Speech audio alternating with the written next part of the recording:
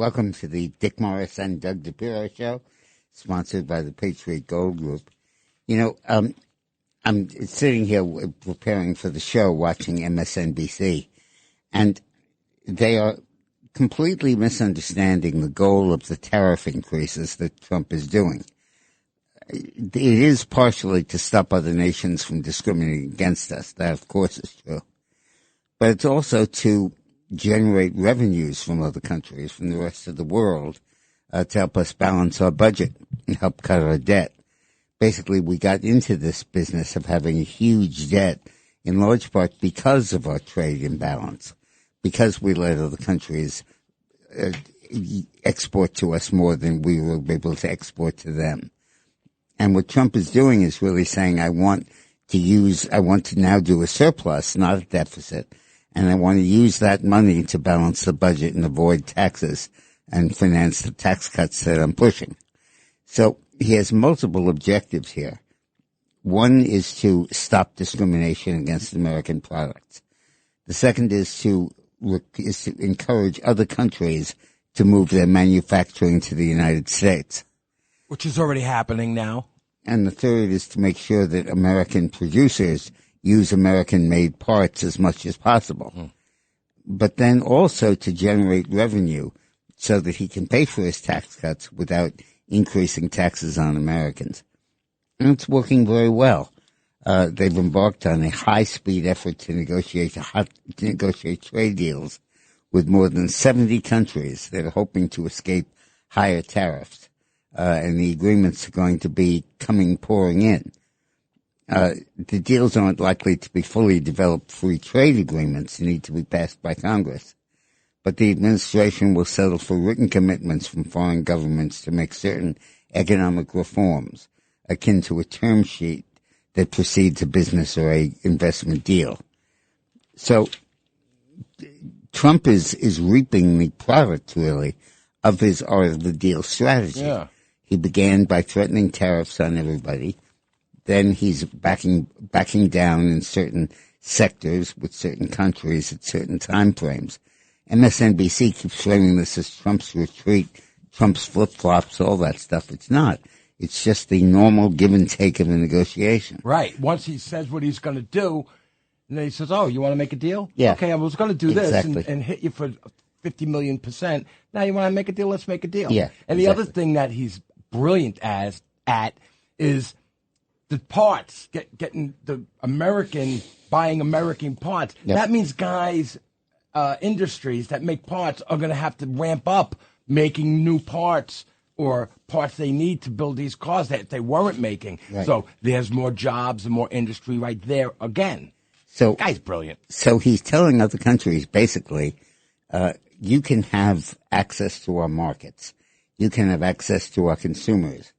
But in return, you have to open your access, and you have to abide by certain procedures that are not discriminatory against us. Peter Navarro, who I love, who's basically the point guy on this, he's great. Said this is one of the great days in American economic history.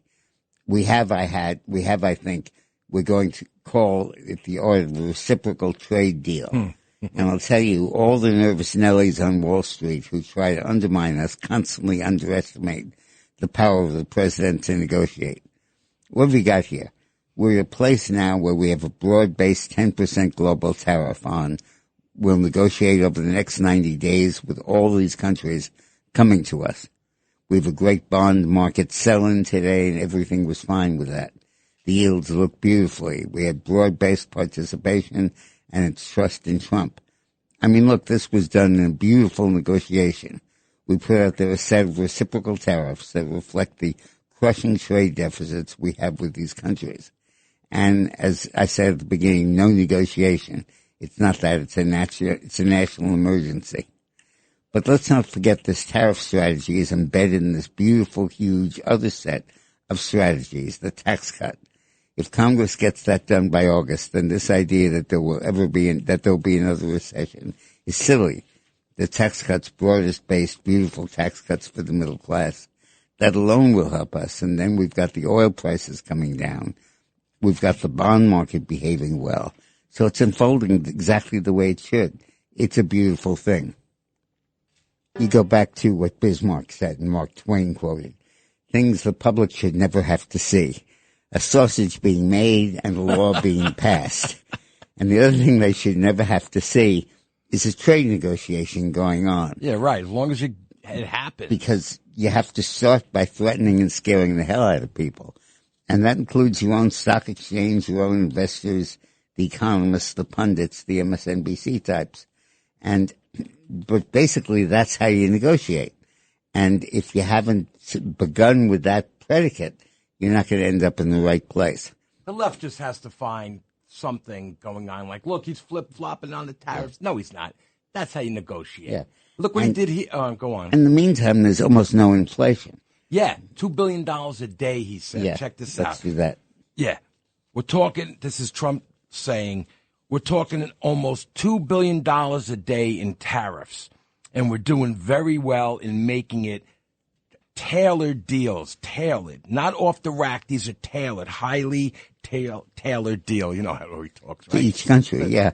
And $2 billion a day. So $700 billion a year. And our federal budget is about $3 trillion a year. So this ain't hay. This is 15 to 20% of the budget. And it's just what he has coming in now. And this is just exactly what we were just saying, how they want to say, oh, he's flip-flopping. I don't know what the wording they're using. Yeah. He's flip-flopping. No, he's tailoring the deals with different countries. Yeah. Listen, here's what we're going to do to you. We're going to charge you 25% or 100, whatever it's going to be. They go, okay, you don't want that? Okay, let's talk. Then he defers it. What, is it 90 days? I think he held back. Days, it was yeah. 90 days, right. So that's enough time for them to sweat. And in the meantime, he's doing very, very well in negotiating these deals. His most recent move was to exempt electronics from the China tariffs. This is so And that's great. because kids were going to the stores and buying cell phones and saying, oh, my God, the price went up. So he knows and what he's doing. stopping that. Smartphones, laptops, computers, memory chips, and other electronics will be exempt from Trump's so-called reciprocal tariffs on China. Another step back that could ease some consumer concerns about the immediate jump in cost for tech. He's so smart in doing this, right? New guidance published late Friday by U.S. Customs and Border Protection also exempts machines used to create the semiconductors, flat-screen TVs, the tablets, desktop computers from Trump's 125% China tariff and his 10% baseline tariff. And then companies are moving to the United States to avoid these tariffs, getting in under them. Yeah, but we have the electric thing for the other thing. Anyway, pharmaceutical companies, Novartis, that's how you say it, Dick? Yeah. Novartis announced plans to build 7 facilities in the United States and expand others in a $23 billion investment over 5 years on the heels of the president's announcement of the forthcoming tariffs. This commitment enables Novartis to expand on its current manufacturing research and technology presence across the country with 10 facilities, including 7 brand new facilities that they're going to build, right? Creating nearly 1,000 new jobs and approximately 4,000 additional U.S. jobs. That's amazing, right? 6 of the facilities will be manufacturing plants, like I said before. Now they have to have manufacturing plants. It's like the automotive, right? 6 of them will be manufacturing plants, 2 of which will focus on radiology therapy and in Florida and Texas. It remains to be seen where the other 4 plants will be built. Moreover, the company is establishing a biomedical research innovation center in San Diego as a part of the investment, and it's expanding 3 of its production facilities in Indiana, Jersey, and California. There you go, Dick, right there. Yeah. How many Huge. people? Yeah. Huge. So the point is that the tariffs are making headlines, but the effects of the tariffs are not. The fact that businesses are moving here, they're expanding here, they're growing here, are just happening, and there's not that much publicity about it. But in fact, Trump is amazing in what he's doing. He's bringing back manufacturing to the U.S., 10,000 jobs at a time. Amazing. You know what it is? The left it hates saying that he's doing something Yep. great, and Yep. it helps them and their kids and everyone around them. It just doesn't make sense what their mindset is, that evil thing that they do. And Trump has some broad-based moves coming, one of which is on oil, and we'll talk about that when we come back. Trump just sent a message to the European Union that I thought was really cool. He said, buy our energy, and we can call off the trade war. Europe was basically a colony of Russia because all of their oil and gas came from Russia. And then after Russia invaded the Ukraine, the Europeans said, well, maybe it's not such a good idea for us to be that dependent on Russia. So the U.S. proceeded, the capitalists and private sector in the U.S., proceeded to build a whole bunch of liquefied natural gas plants in the U.S. And the idea was to take on natural gas that comes in pipelines in a gas. No, in a liquid. In a liquid. No, in a gas. Change it into a liquid and put the liquid on a boat. Barges. Got it. Yeah. Got it. So you can ship it anywhere. So basically gas and oil become completely fungible and shippable. Got it. Europe took advantage of that like crazy. And increasingly, we're replacing Russia as the supplier of Europe energy to Europe. And what Trump is saying, we've gone from a point where we provide Europe with about 2 or 3% of its energy to a point where we're providing it with over a third, and we're on our way to a half. And what Trump is saying now is stop buying Russian energy, just switch to our stuff. Yeah. And we'll make sure there's enough oil and enough gas and enough liquefied gas so that we can feed that pipeline. And we'll not hit you for a VIG on the other stuff. Yeah. On the tariff. Exactly. And we can cut We back should call on the it tariffs. VIG for now on, not tariffs. In reality, it's so simple. The proposal would require a wholesale reorientation in the way Europe buys energy, and would tether the region's energy security to what is seen as an increasingly unreliable partner. After the European Union offered to slash tariffs to zero for industrial goods with the U.S., Trump said that wasn't enough. The bloc, he said, should close its trade surplus with the U.S. by buying $350 billion of U.S. energy products. That amount nearly equal to the value of all the oil and gas the EU imported last year would make the U.S. the continent's dominant energy supplier. They're going to have to buy their energy from us because they need it. Trump set a 90-day clock for the EU to strike a deal after he paused the reciprocal tariffs on Wednesday. The bloc is one of America's biggest trading partners, and the EU has already signaled its willingness to increase purchases of U.S. energy. Wait a minute, Dick. This is exactly, this 90-day, whatever he said, block or deferment on the tariff is right for these guys more than everyone else. You know, everyone else says, oh, look what he's doing. This has to do just for this. And you recall right after the election, the head of the EU, we quoted it in our show, said we're going to increase U.S. energy imports. And now with Trump shutting off energy imports elsewhere by the sanctions on Russia, and also Trump increasing energy supplies in the U.S., and also bringing down the price of oil, which we'll talk about in a minute, it's now time for Europe to switch from Russia to the U.S. as its main energy supplier. And the power that that's going to give us, the power it's going to deny the Chinese and the Russians, is enormous. And it's equal. It's equal the power we get, the power they lose. It's right, exactly. Zero-sum game. Yeah. And oil prices are dropping as Trump moves with tariffs.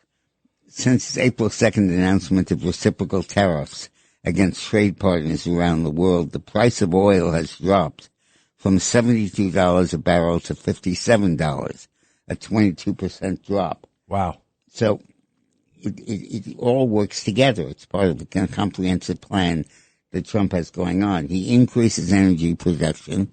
He increases exports of energy to Europe. He eliminates Russia and other countries from servicing Europe with its energy needs. And he's creating a whole new world that's American-centric, and that is making sure that Russia and China don't profit by global chaos that they would induce. And I love that he says to other countries, if you deal with Russia and these guys, well, you have more tariffs. If you don't, you play nice, less tariffs. Exactly. You know, it's exactly. beautiful. It's you talk about art of the deal. That should be the whole today's show. Is art of the deal. That is today's theme. The whole idea here is that you're really seeing Donald Trump not just making speeches and making proposals at rallies. And hoping for the best. And not just introducing bills and lamenting the Congress and passing them. Right. Instead, what he's doing, he's actually sitting down with each country, negotiating deals, and playing his own economic growth off against the tariffs, off against the embargoes, to make a system that makes sense for America and really helps American workers. This takes a lot of doing. It takes a lot of presidential ability and intellect. And you can see that Trump is really doing that. And a lot of countries that are sitting back and they're watching him do this, have these deals made. Those deals are almost going to be done when he gets to them because they already see what he's going to do and how he's going to do it. He's not bluffing. About a week ago, I called Trump, and I called him on something I probably shouldn't have called him about. It was a fairly minor thing. And he came on the phone, he starts yelling at me. He said, "What are you calling me for?" No. I'll do it because I was on the phone with you. He goes, "Dick, really? This is what you call me about? I just left a meeting." I don't know. He didn't say Oval Office. Yeah. I just left a meeting. I walked out of the meeting to pick up the phone for you, and you're talking about this thing. Get the hell out. And he was like as a friend, like if I was yelling at Dick or he was yelling. It wasn't funny, but then he called you yesterday. And nice. He will never call him and say, "Listen, Dick, I'm sorry that I blew up at you, but I was busy." He just calls him and says, "Hey, how you doing? How are my numbers?" That's his way of saying, But, Trump is literally working this out nation by nation. That's it. And takes a lot of time, a lot of energy, and he's got to understand what other countries' needs are and do these negotiations. And it's absolutely terrific that he's doing it. And I felt badly about interrupting. That's all right. I knew. I told Dick, I said, don't call him for a week and a half because they talk every couple of days. I said, don't call him for a week and a half, and he'll think about it. Oh, where's Dick? Yeah. And you're right. It was a week and a half. It was a week and a half to the day. Yeah, I know what I'm doing. But it was really kind of cool, actually. Let's tell him the environment. Kevin Deutsch.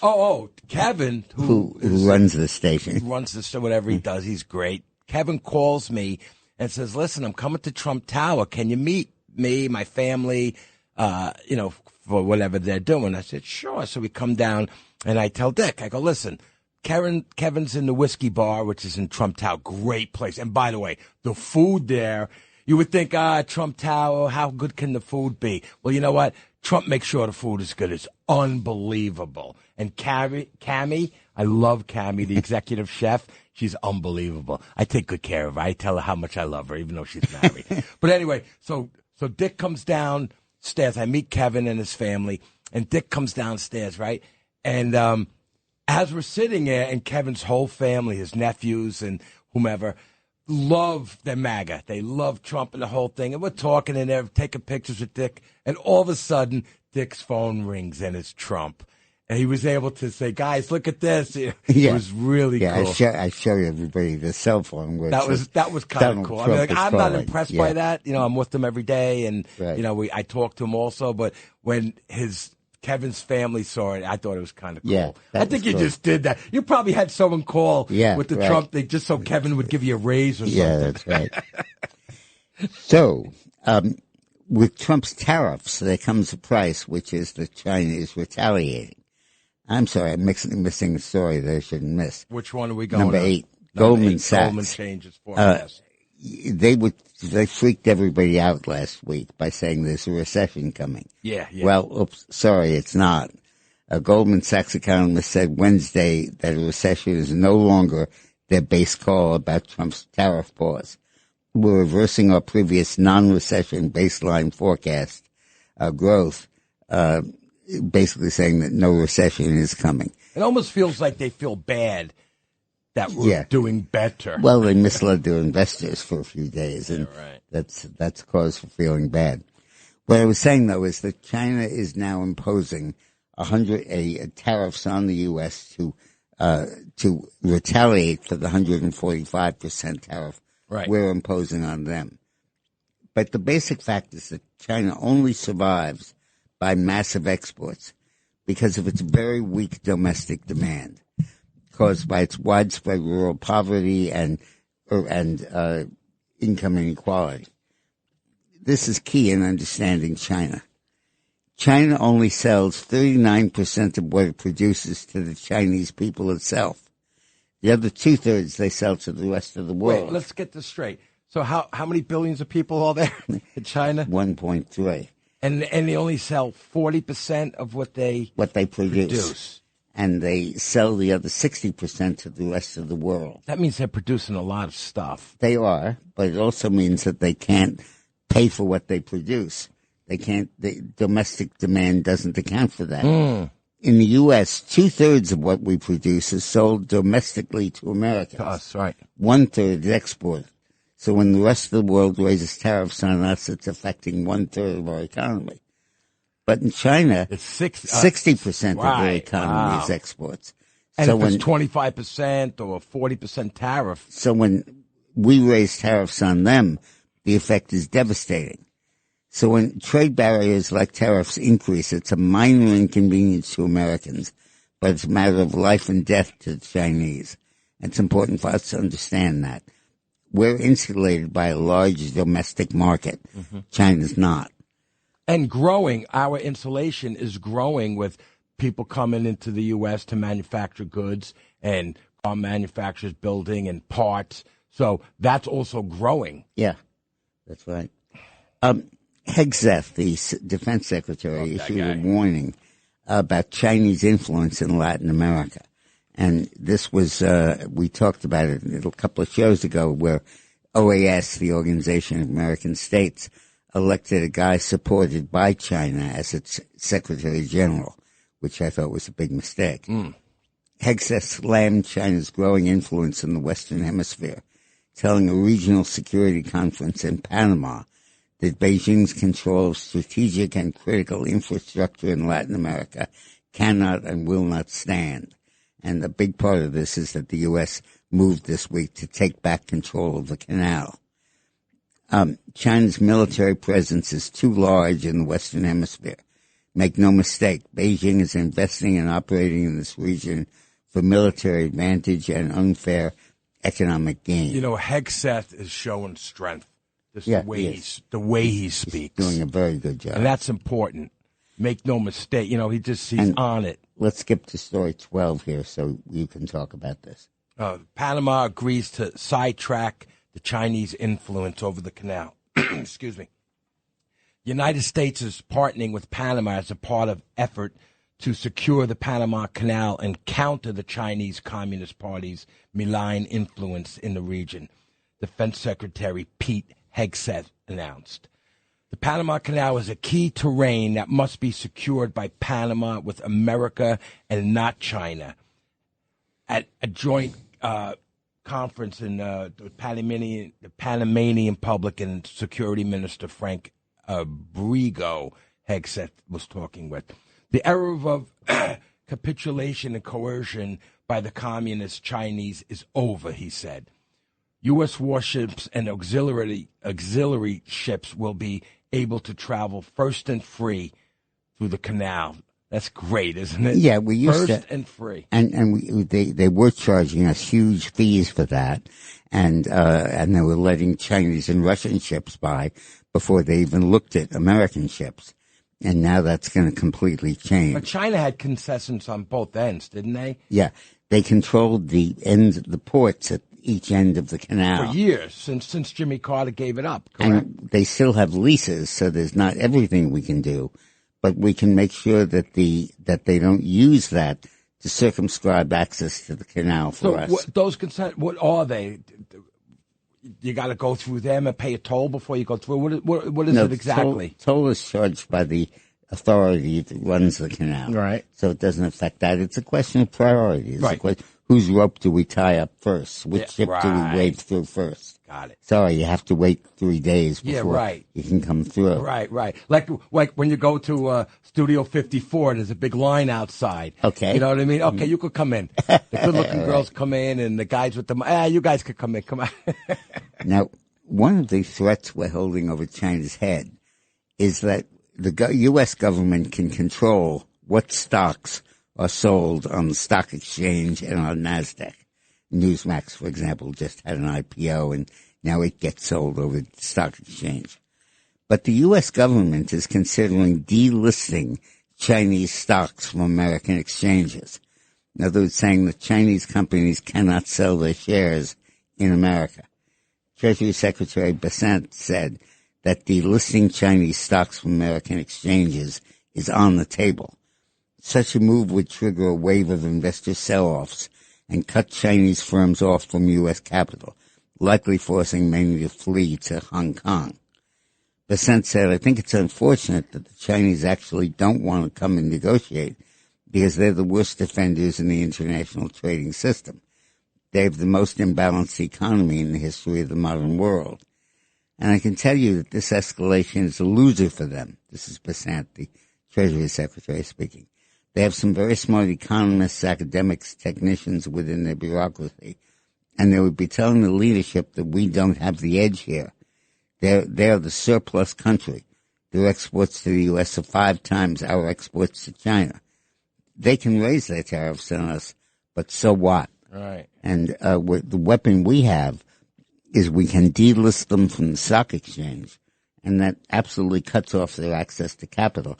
About 80% we of could the delist them from the stock exchange? Yeah, Splendid. and about 2/3, 67%, as I recall, of the capital invested in the world travels through the U.S., the stock exchanges.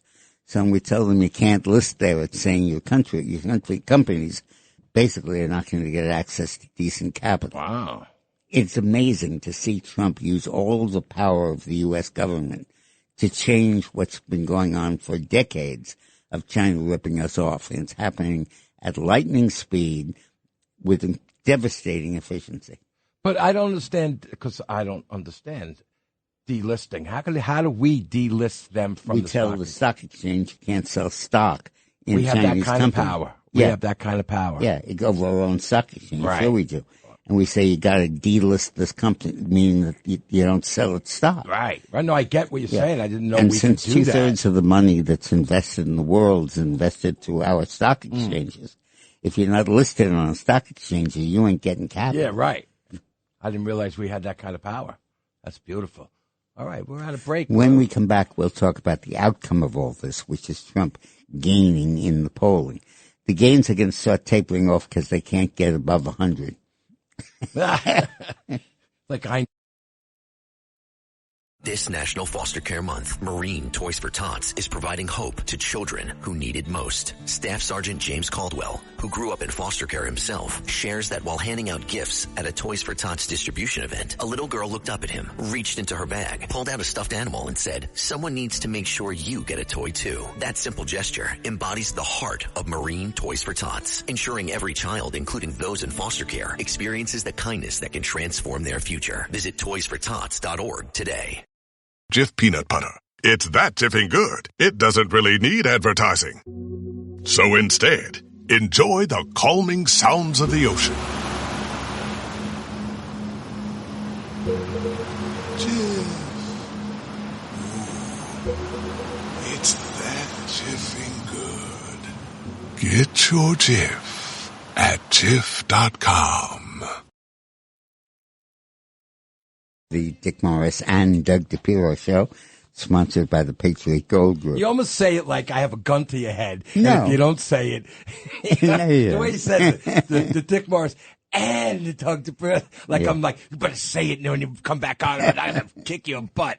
That's what it sounds like. Gallup did something recently where they took the ratings Trump has gotten in January, February, and March of this year and compared them with his ratings in January, February, and March 8 years ago when he first took office, the first 3 months of each term. Nationally, Trump is up by 3 points, from 45% to 42% to 45%. And the biggest gain is voters of color, which is a new category, up 12 points, 9 among blacks and 15 among Hispanics. So Up 9. up 9. Yeah. and up 15. Exactly. So And black vote was 24 just recently. Now it's 33. Is that where we're going here? Something like that. Something like don't that. have I the get numbers it. in front of Right, me, right, but right. yeah. The The Hispanic vote was 46. I yeah, think. now it's even higher. Wow. We're probably over a majority now of the Hispanic vote, which we got in the election. But Do you think I do think that it's going to be a solid 2 more elections, maybe 3 before the Democrats get back, unless they really, it really depends on what they do. right. They're going to have to throw out their friggin' Listen, I morons. was credited correctly, I think, for moving the Democratic Party back to the center. Of course in you were. 1972. Triangulation. Yeah. Sure. After they lost Congress in 74. You did a good job. You did a pretty good. I didn't like Clinton, but you did a good job. Yeah, I did, and I saved the party. But, Yeah. And you helped the world. You helped the world with a lot of things that you did. The welfare reform and the cigarettes and balanced budget. yeah, well, yeah, of course. But anyway, All that. yeah. Well, But my question, or I believe it's going to be a solid 2 more elections. Yeah. I think the Democrats would have to throw out the AOCs and those Michigan morons. we talked about that in the last show, and let me talk about it now because you're raising it. When a party defeats another party in an election, the supporters of the losing party begin to leave the party Right. and go to the other party or become independents. Lots of Democrats say, I'm no longer a Democrat, I'm independent. I'm no longer a Democrat, I'm becoming a Republican. And when they switch their party registration at the Board of Elections, it means they cannot vote in the Democratic primary anymore. They can only vote in the Republican primary, or if they're independents, can't vote in any primary in many states. What that means is that the sane, smart, balanced, moderate people leave the Democratic Right. Party. And the only ones left there are the maniacs, the nuts, the AOCs. And the balance that the Democrats had using moderates to offset extremists It's over no the longer side. exists. It's over the side now. Right. And Right. they're way, way over left. And usually what that does is it causes the Democrats to nominate a lot of candidates who can't win. But just because Like in- they're feeding their base, the people that like those people. Yeah, and it's not their volition. It's a question of the votes in the primary. So, for example, after the Republicans beat the Democrats with Nixon defeating, Nixon defeating Humphrey in You'll get it. 68.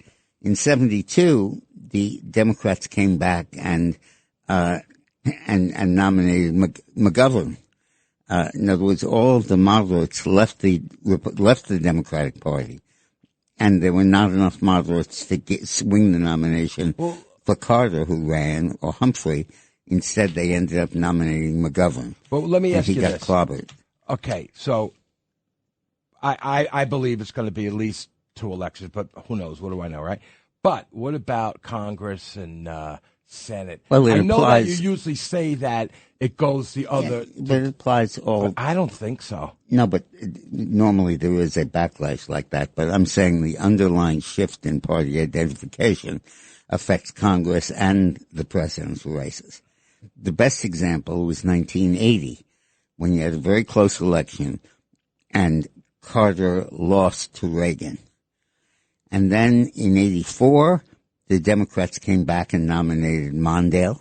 And in 88, the Democrats came back and nominated Dukakis. Right. And they both With lost the helmet, the they tank lost by nationally prominent historical margins. Right. It wasn't until 12 years later, after the crazies had led the party to 2 horrible defeats, that they got sanity and they nominated Bill there you Clinton. go. And they came back to power. It's So going to be hard for it's them. going to take several defeats before the Democrats can get their act together and name moderate enough They candidates. basically be have to able grow win. up right now because they got a bunch of babies Yeah. running around. And they- AOC and all those And morons. they need to, and enough people have to basically change their minds so that we can win primaries Now, for real decent quick, candidates. real quickly, New York and the mayor. Well, I love the idea. The mayor- Curtis got a shot. yeah, he does. I love that guy. We'll talk about that a little bit I more had to next bring it week. up. Sorry. But Lawler Oh, certainly he's has great. a shot Oh, at governor he's in New great. York. He just speaks so beautifully. He knows what he's talking about. And this good shot in Jersey. We'll talk about that a little later. Yeah.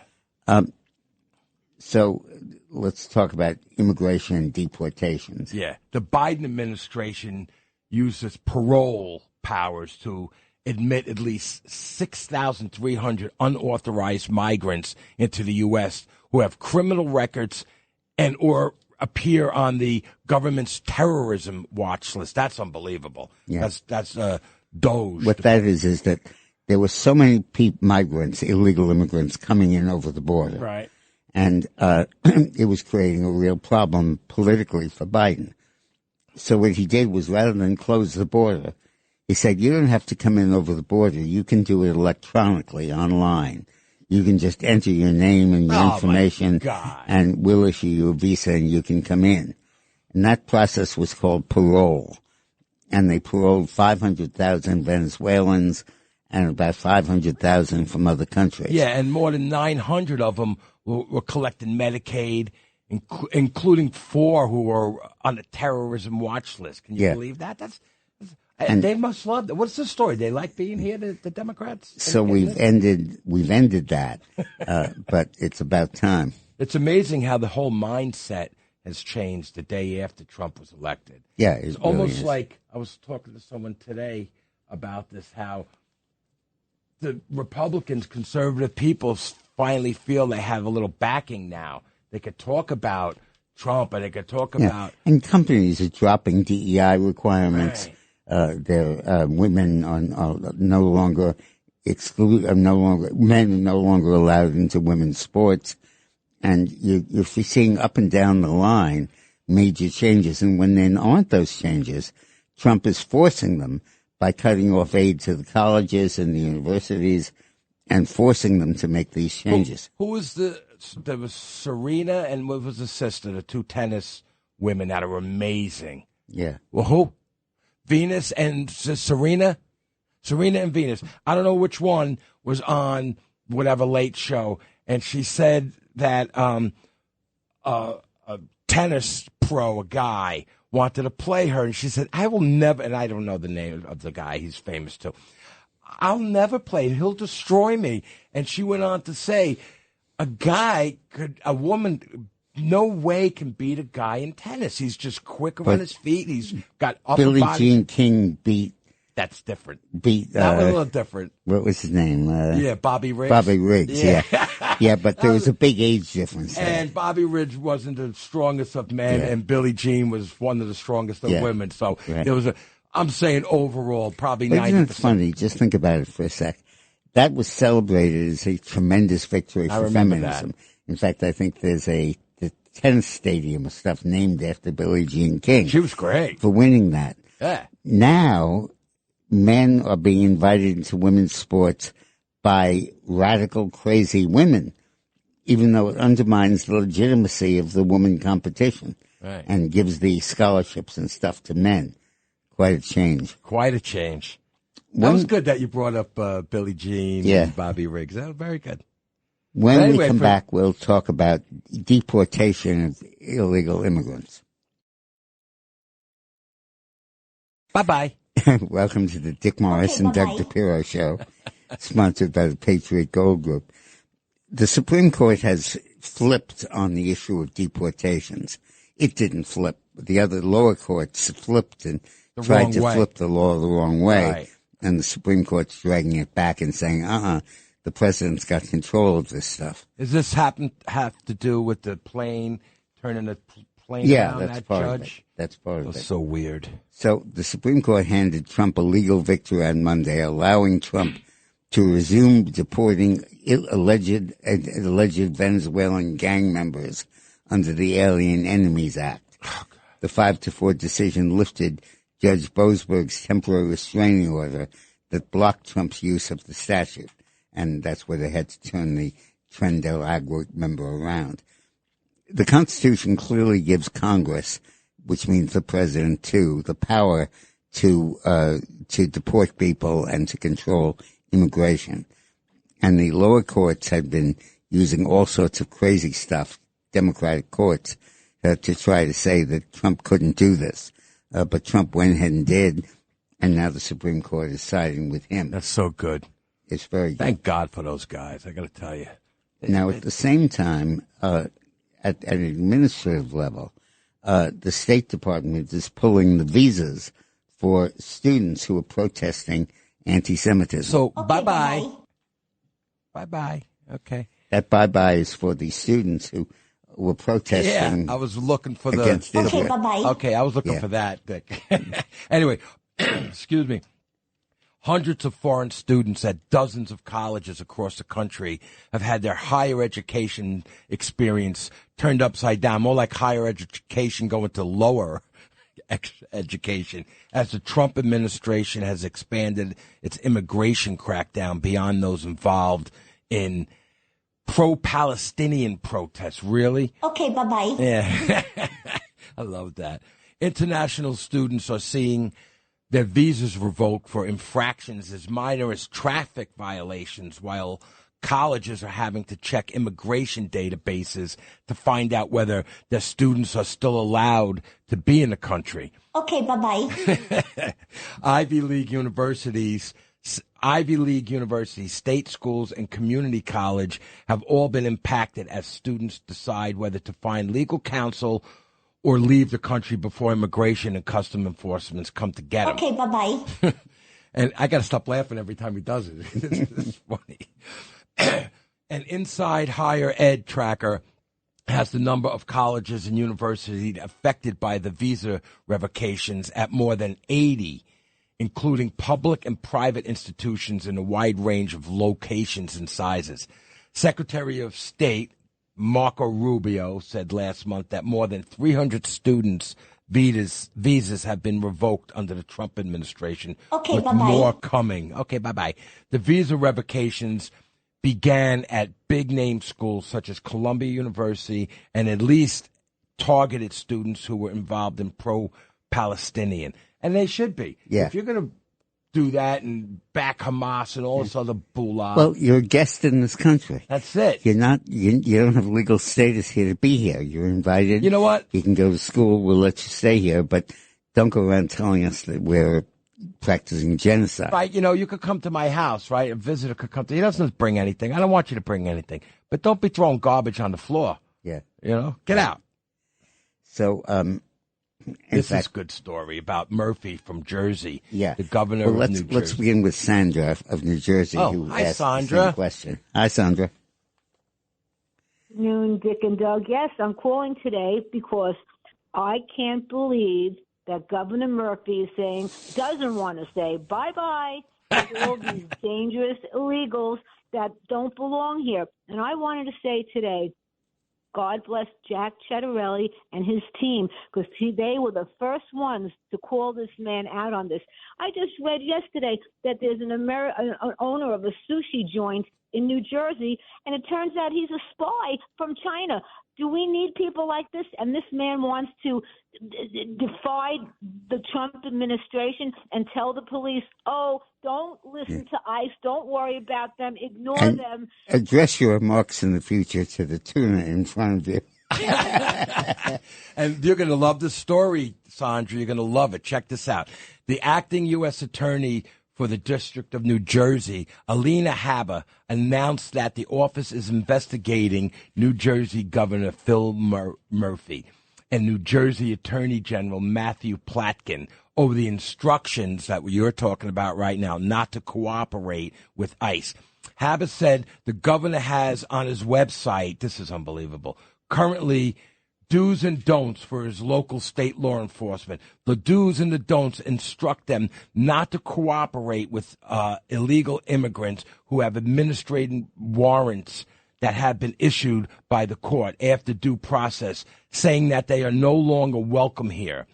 They have gone through the court system. They have to be deported. This is instructing them to go against our federal rules, our executive orders. She continued, this is Habba. She's Attorney General, right? U.S. Right. Attorney. Right. She continued, I want it to be a warning for everyone that I have instructed in my office today to open an investigation into Murphy, to open an investigation into Attorney General Platkin, who has also instructed the state police not to assist any of our federal, and they list our federal agencies that are under my direction, federal agencies of her direction, the FBI, the DEA, all of the individuals that are trying to clean up our streets in New Jersey, to not cooperate. That'll no longer stand. But they listed them as the federal agencies under her direction. Yeah. They had to say that. Right. And this issue, I think, is going to be explosive in the New York City mayoral race. Andrew Cuomo, who's running for governor, is the one who wrote the sanctuary city policies for New York City and New York State that do the same thing, that order the governor and the mayor and the police departments not to cooperate with federal agencies. And he has to answer for that. Yeah. Now. And now Cuomo is saying he wouldn't change it. And the reason we have all this illegal immigration in New York is because Cuomo declared us a sanctuary city. Wait, hold on, Dick. Didn't he a month ago said he was going to do away with it, and now he's... No, I thought he's flopping. What's going on? A month ago, he said that he could make exceptions yeah. where there was a history of violence. But the basic policy of sanctuary cities remains in force, and he remains supporting it. And he's going to have to answer to that, Fredo. And now Murphy is going to have to answer to that, too. And Murphy comes up for re-election this year. And in New Jersey, that's going to be a big, big deal. Wow, that's great. Don't you love that, Sandra? She's not on anymore, but she's going to love that part of the story. I love it. When we come back, the court ruled that Trump can require illegal immigrants to register online. And listen, I have to register. We all have to register for different things all the time. So should they. Dick Morris and Doug DePiro Show, sponsored by the Patriot Gold Group. There's a story running right now on Fox News where Bernie Sanders is saying that he has 3,600 people who attended a rally he did in California about fight oligarchy, and AOC was there. Yeah. With 3,500. Trump calls that a whistle stop. Trump gets 36,000 people. That's so funny. I didn't think you were going to talk about this. Yeah. We were seeing it on our screen. And the way he's talking when he does his little speech, it looks like he's feeding birds. Yeah. He leans over. He leans That's over right. and he points his thing. Trump gets 100,000 people at his rallies. 3,500. He's got 3,500, and he's bragging about it. And I just want to say another thing about Peter Navarro. We know Peter very well. He's a great guy, and he's not a stupid man. He's brilliant. So I think I like Musk, what he's doing. I think he's great. And Peter's unbelievable what he does. Well, look, they're different people with different priorities. And the other day, Musk works for Musk. Right. And Musk's company is being hurt by the tariffs. Right. And I told and Peter the other day. It's appropriate that he says that. I told Peter the other day to say, listen, you do your job, I'll do mine. Yeah. And let it be. And Navarro doesn't have a company to speak for. He's talking about the country's interests. Right. Anyway, speaking of the country, a federal judge ruled Thursday that the Trump administration could go ahead with a plan to force illegal immigrants to submit their names and personal information into an online registry and fine and arrest those who don't comply. The registration requirement was announced by the U.S. Citizen and Immigration Service in February and goes into effect Friday. This is good. It requires illegal immigrants, including minors 14 and older, to submit fingerprints and home addresses. Those who fail to register could be fined as much as $5,000 and be sentenced up to 6 months in prison. The Wall Street Journal reported earlier this week. So, bravo. I mean, do you believe we do not have right now a registry of the guests in our country? That's unbelievable. Even the guests who came in illegally? You come in my house, what's your name? Hey, buddy, what's your name? Remember the time somebody came over to a table? We were a bunch of people, Dick Morris is Dick Morris, right? And a guy comes up to the table. This was a long time ago when I was young into Dick Morris and being around. And a guy comes up to our table, dinner, and he goes, "Oh, you're the guy. Oh, you're the guy." And it was okay. He was a positive guy. "Oh, you're the guy. You're the guy. What's your name?" And I go, "Oh, buddy, stop. Oh, hold on. what's your name? First of all, you go and come to the table and just start it. And I yelled at this guy. Everyone at the table was like, oh, my God. I go, what's your name now? What's your name? Joe? Joe, introduce yourself. Excuse me. And I went at him. Remember that? Yeah. You come into my Vaguely, house. Yeah. Introduce yourself. A number of the judges, the local district court judges who have been ruling against Trump in these deportation and these trade cases, have really gone over the top. One appeals court judge said the administration treated illegal immigrant deportees worse than the U.S. treated Nazis. Oh, my God. A district court judge scorned the president for acting like a king or dictator. Still, other judges have accused the president and his team of racism and animus toward transgender persons. Of course. You have to say that. The lectures come as judges attempt to bat down Trump's expansive agenda early in the first term. Now, Trump gives it right back. He called for one judge to get impeached and asked another to be booted from hearing his cases, filed an ethics complaint against the third judge. But, you don't have names of these judges? Well, yeah, but You don't want to? Okay. you mean these former judges, right? Former to be former. No. Yeah. Soon to be former. Speaking of naming, Yeah, this is amazing. Babies and very old get jobless benefits. This is beautiful. Musk said on April 9th that fake people born in the future, this is great, were filing fraudulent unemployment benefits after the Department of Government Efficiency, DOGE, shared the results of recent survey of unemployment insurance claims. This is unbelievable. According to DOGE, since 2020, 24,500 individuals over the age of 115, hey, listen, they're looking into the future, have claimed a total of $59 million in unemployment benefits. Well, they're not working at 115. If they're still working at 115, they deserve it. Right? Benefit. While 28,000 claimants between the ages of 1 and 5, between 1 year old and 5 years old, have received $254 million in benefits. Not funny, right? In addition, almost 10,000 people with birth dates more than 15 years in the future were paid $70 million in benefits. In one case, an individual with a birth date of 2154 claimed $41,000 in unemployment benefits, Doge stated on the social media. This is another incredible discovery by Doge team, finding nearly $400 million in fraudulent unemployment payments. This was on top of the bombshell Doge news about the huge number of non-citizens with Social Security numbers. Hey, listen, the people that, were born in like 40 years from now, they're just looking into the future. They're looking at their future education. You sure this isn't the Sci-Fi Channel? Yeah. They're just, looking towards the future. But we're actually paying these people. And who's getting? That's what I want to know. The Democrat, somebody's putting up to the fraud and collecting the checks. Yeah, right. And I don't think the 2-year-old is endorsing the check. And let me tell you, Musk will find that money trail. He's not going to just say, "Oh, this is what happened." Exactly. He's going to. He probably already knows that. Yeah.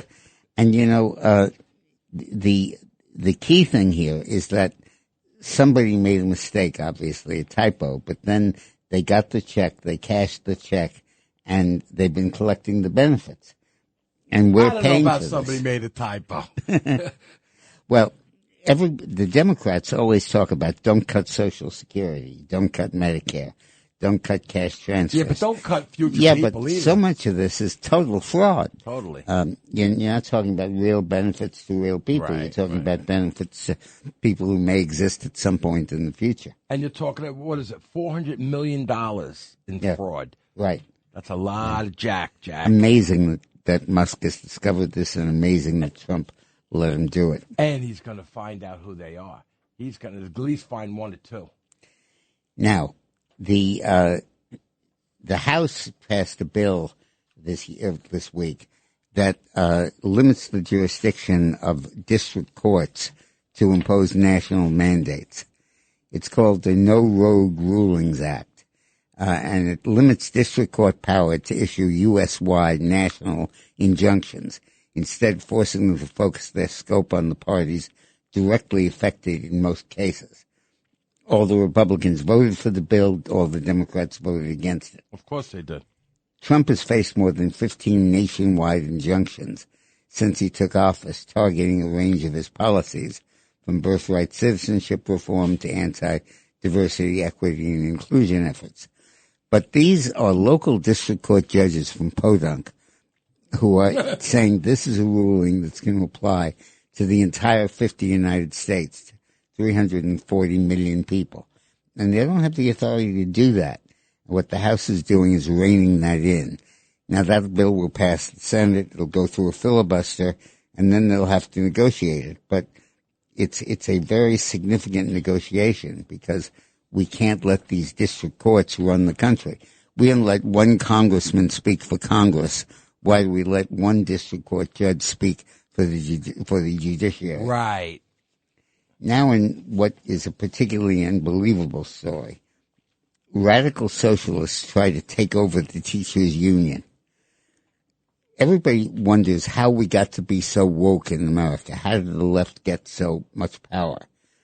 And the answer is that in the 1950s and 1960s, Herbert Marcuse, a Marxist professor, said that the way to get communism adopted in the United States was not through a revolution in the working class. He said the working class is bought off with wage hikes and with union benefits. He said the way to do it is to go after young people, very young people, and indoctrinate them in grade school and then keep indoctrinating them. And then they become CEOs or big shots at companies and rich people, and that's how it sit on editorial boards or become reporters or become congressmen. And he said he used the phrase that Mao Zedong used. I thought it was Mao Zedong. It used to be, but I used to call it when Nixon. Yeah, but we changed our spelling. Every time you say it, I go. We changed our spelling of Chinese names. Too bad. To accommodate the Chinese. I don't care. To accommodate the reality. Yeah. I don't care. It's Mao Zedong. That's how I remember it. That's what it's going to be. And in the 1920s, he was defeated by Chiang Kai-shek in the Civil War in China. And he retreated, taking 85,000 communist soldiers with him, many of them barefoot, from South China over the mountains to North China, and relocated their base in Manchuria. And that retreat, which is iconic in Chinese history, kind of like Valley Forge is in our history, and Mao called it the Long March. Right. And Marcuse said we have to make our own long march through American institutions and gradually convert them to communism and to leftism. And we have to begin this by attacking very young children. We need to do that through the teachers' union. Right. Now radical socialists who back anti-Israel groups and who back the CEO killer, Luigi Mangione, the guy who shot the insurance executive, are steadily making inroads into the city's most powerful labor unions. Candidates backed by the Democratic Socialists of America are polling strongly in elections to lead the United Federation of Teachers, who represent 200,000 educators and manage a welfare fund with $1 billion in assets.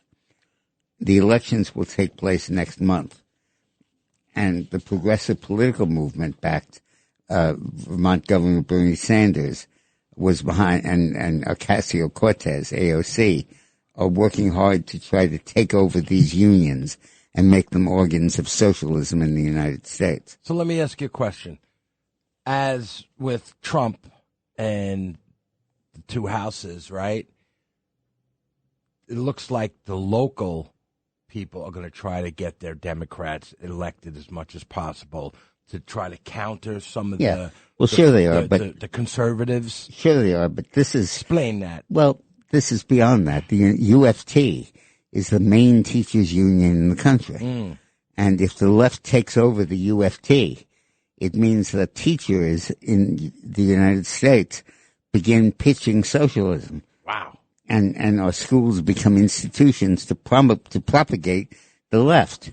And the answer to this, of course, is charter schools, where you take the school away from the teachers union, you give it to the public through principals who are installed by school boards that are elected. But this is really an effort to circumvent this. and to make the teachers union the arbiter of what's taught in our schools. Wow. And it's horrible. This It's long absolutely march horrible. thing was like with this long march thing was like little pecks at the conservatives for the last 50, 60 Yeah, years. but these pecks add up. And then they add up, and then That's you right. take the body away. Yeah. All right, so When we come back, we'll talk about how inflation is down. Let's go to Kenny on Long Island. Hi, Kenny. hey, Kenny. Kenneth. Kenny. How's it going, guys? All Okay, right, what's how up? you doing? Dick? What you got?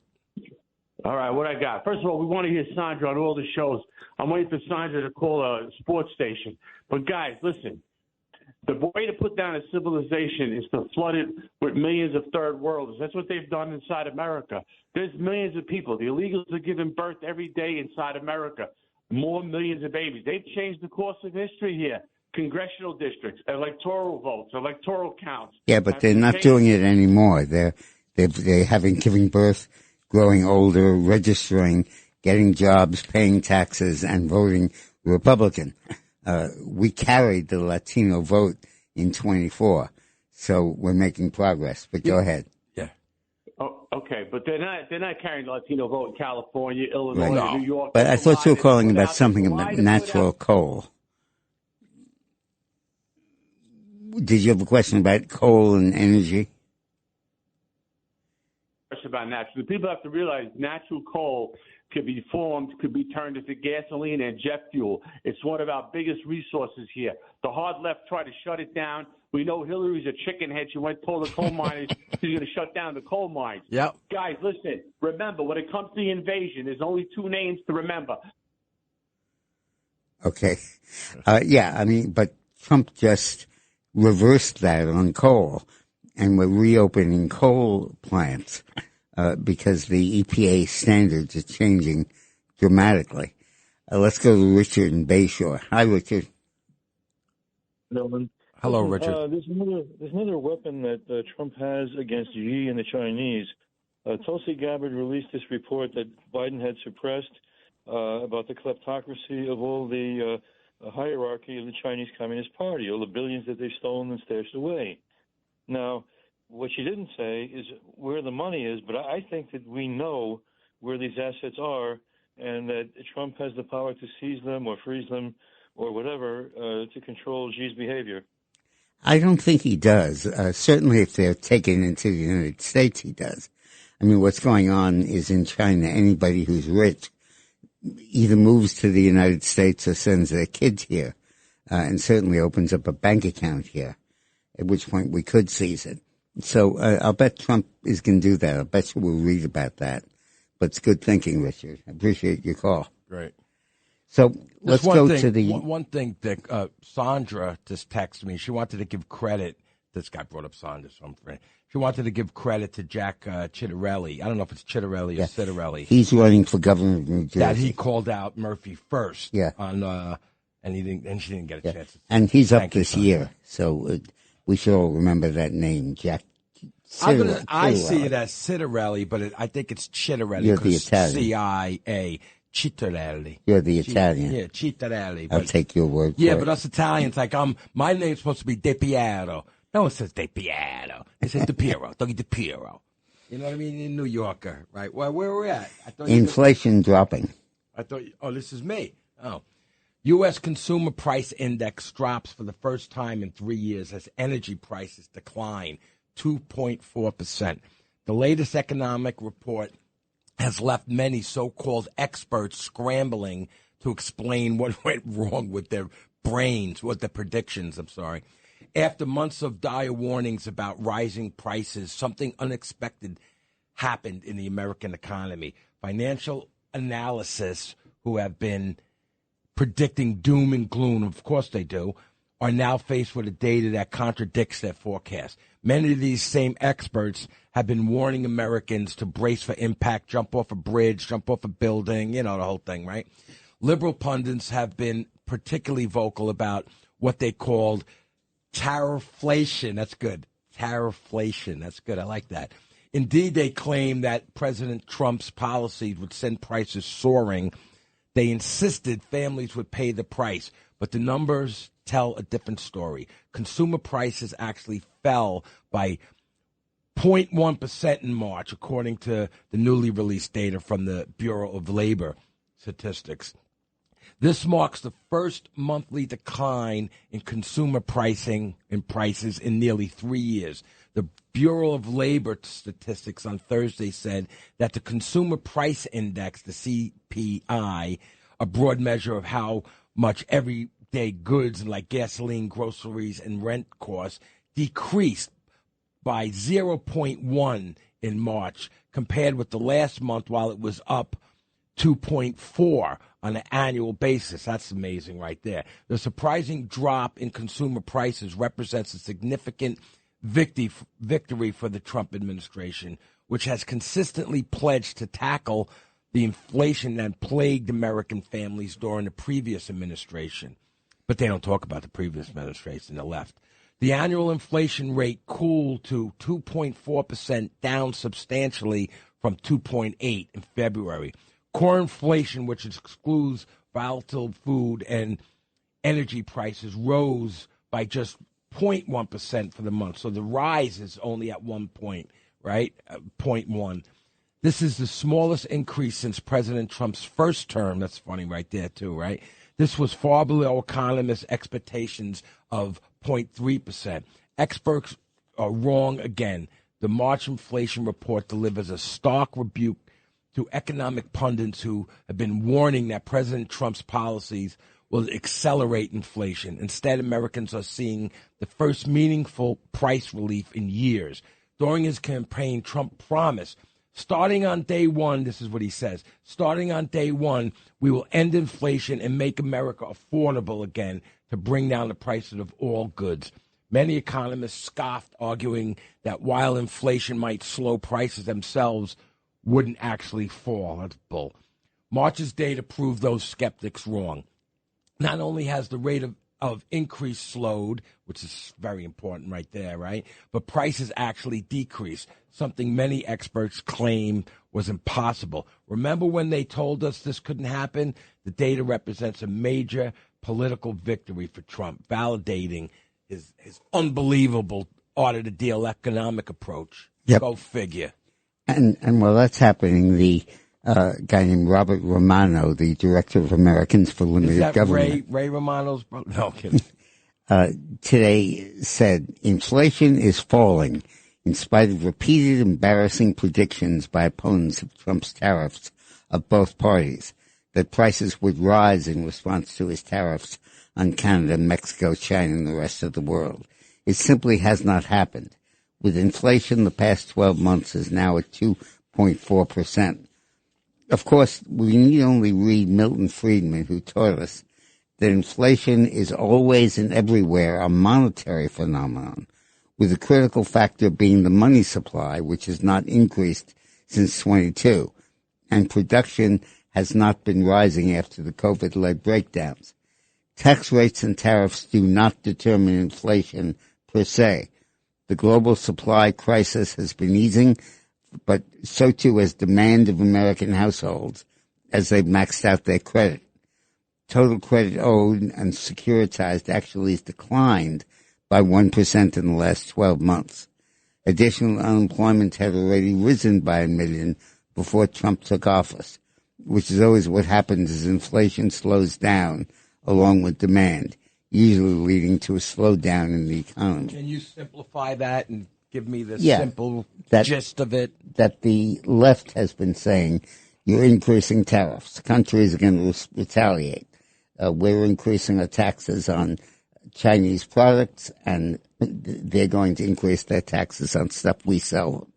So when China imports a product to the U.S., it's going to cost American consumers more, and that means more inflation. And that is true, but it's way overshadowed by a variety of other factors, which is that Trump is dramatically increasing the supply of products in the U.S. He's opening markets for the U.S. and other countries, incentives to move here. Yep. And these policies, and tax cuts, And these policies combined are creating an environment of growth and no inflation, something that hasn't happened in the U.S. since Trump left office last time. That's the funny Yeah. part. And of course, the big thing here is, will Congress pass the tax cuts, renew the tax cuts that are expiring? And if it does, and Trump continues these policies, we've got it made. This is why we need to maintain Congress the next election. Yeah, their absolutely. next election. But even before we get to that, we have to make sure that they extend the Trump tax cuts immediately. And that's before Congress right now. Mm-hmm. So why does gasoline cost 1/3 more in California than it does in the rest of the country? Yeah, well, the gas prices have eased in 31 states, but not California, as oil has fallen to below $65 a barrel since Trump came into office. But California is not one of them. The state's cap and trade charge, that's what it is, the state's cap and trade charge for the industry that has passed down to the consumer high environmental fees, its unique blended gasoline, and at 60 cents a gallon, the highest gas tax in the nation.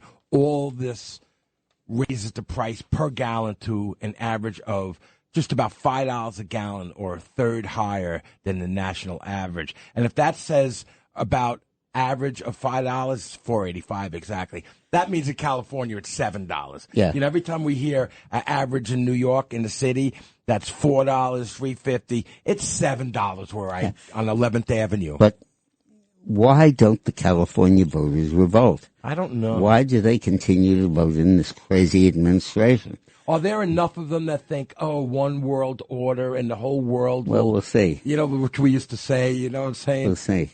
I'm not sure, but They boy, live here too, right? Yeah. They live here too. boy, it's about time they started voting. Oh, my God. So the House just recently passed a bill that reaffirms the bar on non-citizens from voting. Yeah, You've been working on this stuff. Yeah, House Republicans for a second time passed a standalone bill that would require proof of citizenship to vote in federal elections and imposed voter roll purge requirements on states. The legislation, formally titled the Safeguard American Voter Eligibility, SAVE Act, passed in 220 to 208 vote. I'd like to know the 208 people that don't want Well, they're this. all Democrats. Yeah, of course. It's already illegal, which it is right here. It's already illegal for those who are not U.S. citizens to vote in the federal elections, and has been since '96. But proponents of the bill have argued it is necessary to prevent migrants from voting in elections. Now, this is a left talking. This is the left right here talking. Republicans would force Americans, this is great, Republicans would force Americans into a paperwork nightmare, burying voter registration under a mountain of bureaucracy and red tape. Under the SAVE Act, most Americans would be unable to register to vote using their real ID. Further, under the SAVE Act, almost 70 million American women will be unable to register to vote using their birth certificate simply because they changed their name upon marriage. Really? They're not going to be? Seriously?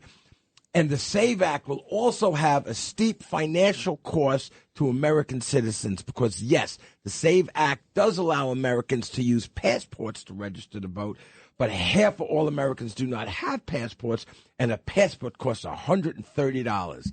A Kansas law on the books for 3 years resulted in more than 22,000 people suspended from voter rolls after failure to submit proof of citizenship. And Arizona has, on its own, issued an updating its voter rolls with proof of citizen with some 200,000 residents caught in limbo due to state error tracking. Well, you know what? If you can't go and get an ID, a proper ID, then you shouldn't be voting. Then you don't know who to vote for. Yeah, exactly. And vote for the dog catcher. The Democrats are saying this never happens. Non-citizens are never allowed to vote. Yeah. This legislation is totally unnecessary, and we're going to vote against it and fight against it like crazy because it's unnecessary. Well, come on. The very fact that you're fighting on it shows how necessary it is. That's exactly. And as a result of the efforts of Doug and a lot of other people like him, we really cut way back on non-citizen voting in this election. Yeah. And look who's in the White House now. That's right. And if you vote illegally, you're getting deported or you're getting watched. And it's very good that there's legislation that reinforces that and makes that point. Great. Let's go to Michael in the Bronx. Hey, Michael in the Bronx. Good morning. Thank you for taking my call. Uh-huh. My wife had taken the pneumococcal vaccine in 2019. It was for pneumonia and asthma. And what happened was from that she got interstitial lung disease, fibrosis of the lungs. Oh my God. And it was a 3-year death 3 to 5 year death sentence with no cure. Mm. Oh, sorry to hear that. I'm so sorry, And the Michael. thing is, she died December 17th of 2024. And since then, I've seen this commercial on TV all the time. And it's like it's like more of a brainwashing thing. It's like it's fact that she died from this vaccination. And yet they keep putting this, it's like, it's really doing a job on my head. It's just like, I'm saying, doesn't anybody know that this is going to kill you? And since then, it's been no help from the medical field, no help from Lung USA, no help from the Montefiore Hospital, Presbyterian Hospital. They told me, you have to take her in for a pulmonary function test. And I said, I can't take her because she's bedridden. Well, because you can't take her, the insurance company won't allow us to help you. Oh, my God. I'm so sorry. This is horrible. This is something Kennedy This is should one of know the about. reasons why we have Kennedy in HHS. We This should is let part him of know. what he's going to be studying. I'll make sure that he knows that you called. Yeah. Thank you, Michael. Thank bless you, you, Michael. and I'm so God sorry. bless you. So when we get back, we'll talk about Trump's efforts to stimulate the American economy through shipbuilding, something that we've been involved in lately. Yes.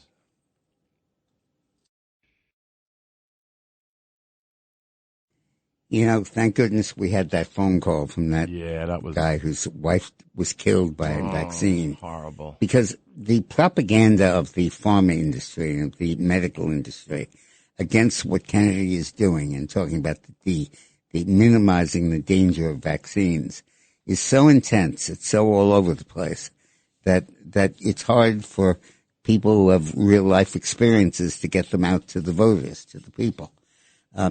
One of the things Kennedy is pushing is to ban advertising for cancer and other drugs on television. And, because he's saying it's raising false hopes. In many cases, it's directing people to therapies that don't work. And they always say after the ad is over, consult your doctor before you do this. But And they have 18 million things that could go wrong. But don't worry about that unless you're allergic to... And they're required to do this pro forma disclosure. Yeah. But everybody knows they're just reading the script. That's it. And what about the lobbyist people that are pushing this? But when it comes to actually limiting the flow of revenue to the TV stations by cracking down on television advertising for these drugs, they all fight like hell against it. And part of this is an effort to promote vaccinations and to dump on anyone who suggests that the vaccines could cause problems. And I'm glad we have a guy in there now, Kennedy, who's skeptical of this stuff and is demanding proof and demanding testing. Let's go to Eduardo in Tampa. Hey, Eduardo. Yeah, good afternoon, Mr. Morris and Doug. Hi. A couple of things. I'll start in California and then move to New York. I didn't see Mr. Sanders and Ocasio take a visit over there to the fire zones. Right. In New York, some of these parole members who earn $190K, this is in Daily Mail, they list the photos of other members there, were picked by Andrew Cuomo, who's obviously running for mayor. And one of them, Tanya Agostini, married Thomas O'Sullivan, and she used her influence to get him off. Some of these are cop killers. Pretty ridiculous. Walk us through that more slowly. The last one? Yeah, the New York one. So Daily Mail had a piece on parole members, 190,000. Some of these appointed by former governor. But what about the woman they let go? Yeah, so she married him. Okay. This Agostini, she married him. She used her influence. Apparently, she was in the state assembly. She went on to be a parole member, and she used her influence to get Mr. O'Sullivan off. Pretty ridiculous. What's your source on this? Well, this is on a story on a Daily Mail. Yeah. Okay. Yesterday. Yeah. Okay. I'll check it out. Yeah, we got. I'll look at it. Yeah. Let's go to Russ in White Plains. Hey, Russ. Hi, Dick and Doug. You know, Steve of Manhattan, the caller, pointed to the undermining of U.S. culture, and it's something that Lenin would like because he encouraged mutinies in World War I against the Tsar, and I think trans privilege, DEI, CRT, this revolutionary Tesla violence, it's an accelerationism. They want to have revolutionary defeatism. Without a doubt. Dick, I'd like to, I am a student of the life and times of Dick Morris, and I wonder, did you have Herbert Marcuse as a professor at Columbia when you went? Okay. No, I didn't. I've read a lot of this stuff, of course, because it's essential to understanding how the left acquired the power that it has. I understand completely. I want to ask you, though, the interview that Bill Maher show where he spoke about talking with Trump. Yeah. Do you think that Trump made a fool of Bill Maher? Because they're saying it worked for both of them. Oh, okay. No, here's what I'm going to say to that. I'm going to say that because I watched that, right? Now, I've been in Mar-a-Lago many, many times working with Trump, doing restoring a lot of the artwork and murals at Mar-a-Lago. And every morning I'd get there at 6 o'clock in the morning, and he would go out golfing at whatever, 7:30, whatever it was, and I'd see him. And he would walk around with me, and he would talk to me all the time. Hey, Doug, what about this? What can we do that? And he talked. And exactly what Maher said, I've been saying this for quite a few years now on the radio. Trump is not even close to what you hear on TV. You know, when he goes on his rally, he's putting down the Democrats and whatnot. He's a gentleman. When you talk to him, I've never seen him other than last week on the phone with Dick. He yelled at him. I've never seen him raise his voice, yell at anyone. He's a cursor like me. We're like New York. Frick this, frick that. But he never gets disrespectful to anyone in public when he's around people. He's always kind to everyone. He helps his workers. Hey, you need tires on your car. Go get them and put them on my, whatever. The guy is such a nice, completely different than what you see him when he's yelling at some Maxine Waters or AOC. Yeah. Completely different guy. But Maher said exactly that. I'm glad that Bill Maher did that. Yes. Yeah. Because he got to his people on the left, and they must be freaking out at him. They're going to be hating him for this. Right. But I got to tell you, one of the best things that happened, we were there for a big meeting, and after the meeting, we went downstairs. It was a Friday or Saturday. And Mar-a-Lago, with all the people in the club, they have dinner. And Trump comes down. We didn't think we were going to see him, but he comes over to me and Dick, and he starts talking to us. And all of a sudden, he's saying, oh, that's my artist, and Dick Morris is my pundit. And he was really nice and jovial, and he was like into a middle of a conversation. And Melania walked by, and I have a feeling she wasn't supposed to be there. She probably was going out, and he saw that. And he, just like a teenager, he went, hold on a second. And he walked over to her. He ran over her. He ran over to her pretty much. It was like an 18-year-old that saw his girl that he was trying to, get. It was so great. This guy's got a real heart. He does. And listen, and the other time when, I don't know if it was about Rudy or Navarro, I forget what it was, and he was sad. He goes, man, I can't say the word. They're doing this to Navarro, or maybe it was Rudy. And because they work for me, these guys, they're ruining their lives because these guys, that's horrible. I feel, and he really, deep down, I saw he was sad that, I want to say it was Rudy, I don't remember. He was sad that his friend, these people were coming after him. And he goes, he's going to lose a lot of money because of me. And it was another. So tell us about shipbuilding. Oh, the shipbuilding. Hold on. I lost it on my thing. 28. Got it. All right. So Trump on Wednesday signed an executive order to boost the U.S. shipbuilding to promote national security, economic prosperity. The order, titled Restoring America's Maritime Dominance, states that the U.S. commercial shipbuilding and maritime workforce has been weakened by decades of government neglect, leading to the decline of a once strong industrial base, while simultaneously empowering our adversaries to and eroding the U.S. national security. Recent data shows that the United States constructs less than 1% of commercial ships globally, while the People's Republic of China is responsible for producing approximately half. Yeah, so, we just talked about that the U.S. during World War II produced one ship a day. Here, hold on. Let me finish that, then I'm going to ask you about that. I find that hard to believe. The order instructs the assistant to the president for national security affairs to work in coordination with various departments and agencies and heads, as well as the U.S. trade representative, to submit a maritime action plan within 210 days of this. This is great. The Secretary of Defense is ordered to provide within 180 days, in coordination with Commerce, Transportation, and Homeland Security secretaries, an assessment identified key maritime components in the supply chain that are essential for rebuilding and expanding the maritime industrial base that should be prioritized for investment on the other thing. Now, here's what Trump said, and I can't believe this.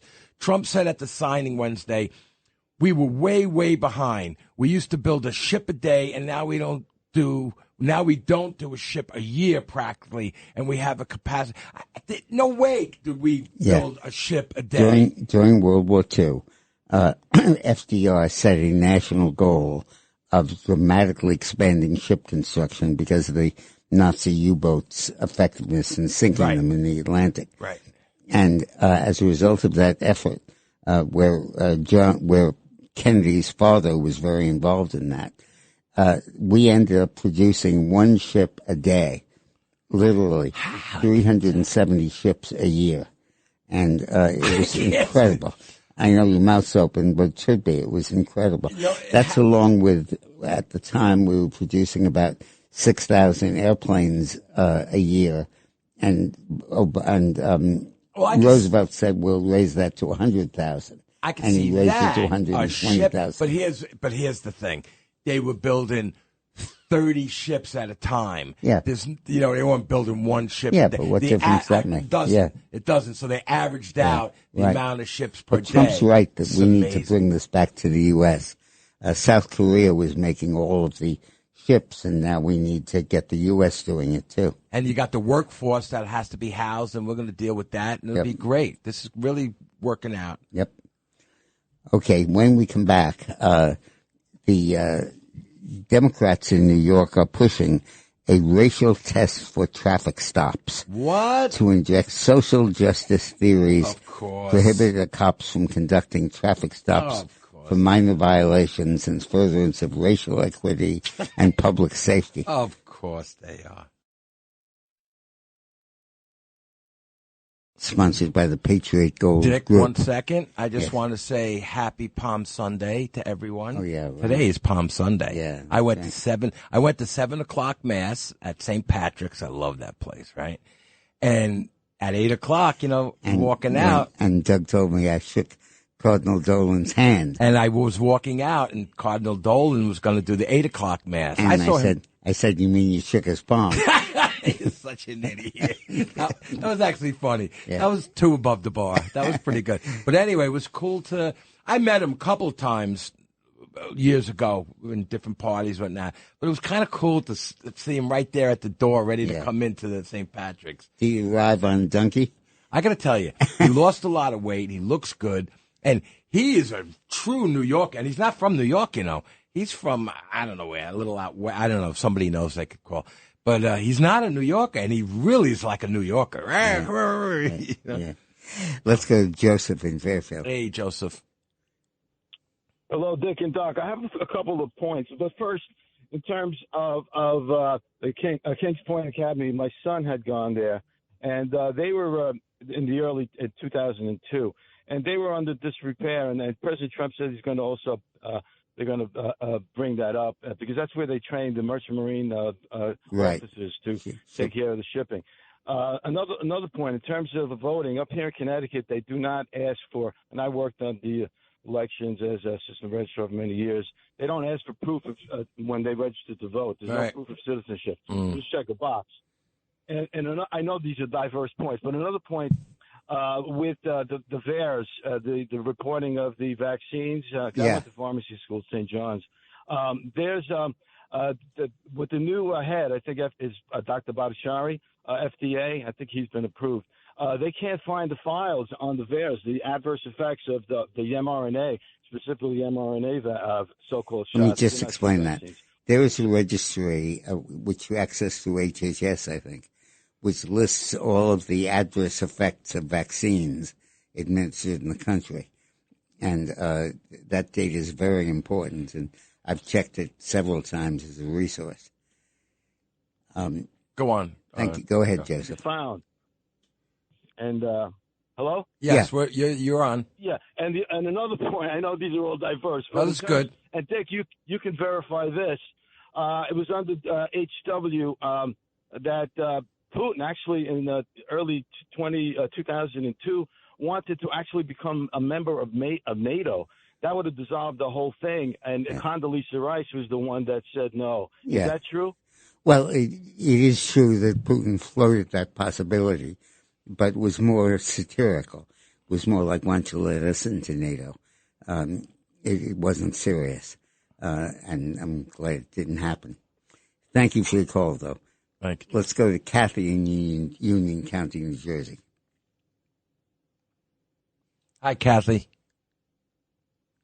Oh, Kathy. And more practical about the reasons to bring manufacturing back here.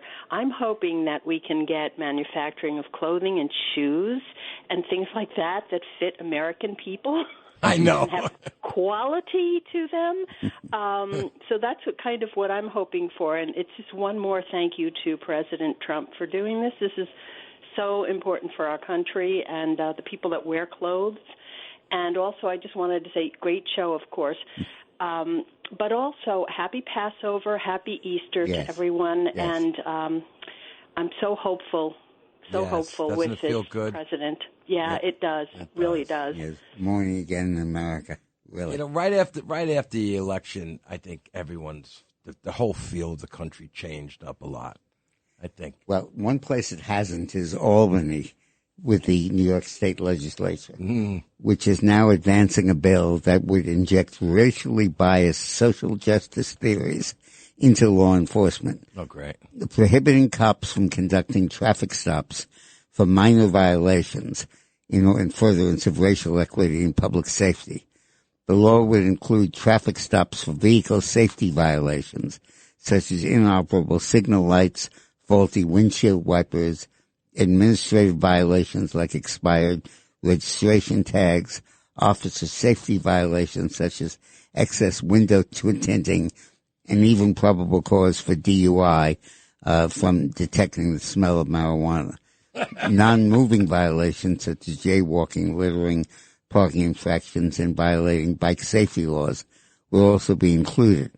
Startling, the bill would require officers and law enforcement agencies to essentially prove a negative each time a claim is made that a stop was unlawful. If the law enforcement officer would not have initiated the stop, but for a person's race, creed, color, national origin, or other status protected under human rights law, you have to prove that you would have stopped him anyway if it weren't for that stuff. Dick, I got to tell you, I've been stopped, and I underlined.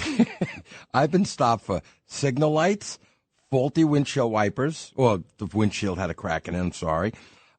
Window tinting. When I was 21, I had a dark tint, and I got pulled over in Pelham in the Bronx. And registration tags. A couple other things. Wait, there's more stuff. Yes. I got pulled over all the time. So why? Because I'm Italian, they were pulling me over? You got to know the cops really well. They do, and they got to know me. Now, I have two thoughts about that. First of all, I lost my license also. Obviously, it's outrageous to be saying that this stuff is racially motivated and stuff. And to require cops to prove that it's not racially motivated is absurd. How are they going to do that? But I do believe that we should be curtailing pullovers of traffic stops. I think that when a car is speeding, or speeding is different, but when you're pulling over a car because the registration isn't on, or the insurance card isn't up to date, or the taillight's busted, it's a terrifying thing. The driver has to pull over. The cars go whizzing by at 70 miles an hour. The cop has to worry about, is there a gun in the car? The motorist has to worry about, is this cop trigger happy? Do I have to worry? Particularly if the guy is black. Yeah. I'm saying we don't need to do traffic stops for that. We have traffic cameras that can record everything.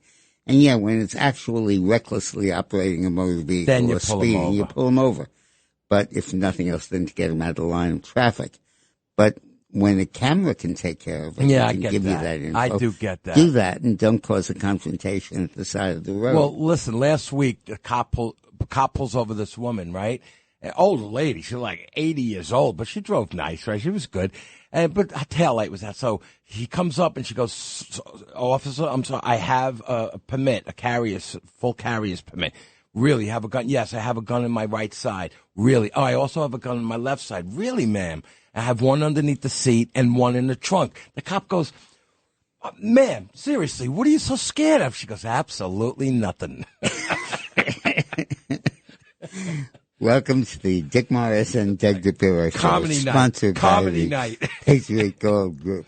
And Dick Morris, it's an honor to be here with you. And happy Palm Sunday to everyone. Seriously, it's beautiful. Bye-bye. Okay, bye-bye. No. Goodbye. Bye-bye. No. Bye-bye. Bye-bye. Okay, bye-bye. Bye-bye. Bye. Okay, bye-bye. Bye. Bye-bye. Hello, folks. Larry Kudlow here. Pay attention, because China is leading the largest anti-American alliance since World War II, one that's already dumped U.S. bonds, grabbed 43 million acres of our farmland, and is plotting to dethrone the dollar. That's why IRA and 401k savers are protecting their savings with gold. Please go to freegoldguide.com/Kudlow or just call 800-621-3908 for your free gold guide on how to protect your wealth with gold 100% tax-free.